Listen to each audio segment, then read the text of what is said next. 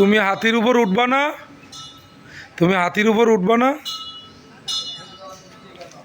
হয়তো ওঠো। তুমি তো হাঁটতে হাঁটতে পারে আর বাড়ি যেতে পারবা না নে।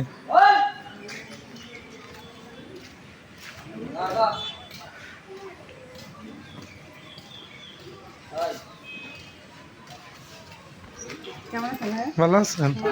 আপনিও তুলবেন? লাগে আমারটা শেয়ারে দিয়ে দিবানি, সমস্যা নেই। এই ছোট হাতিটা কই? আর একটা হাতি আছে না?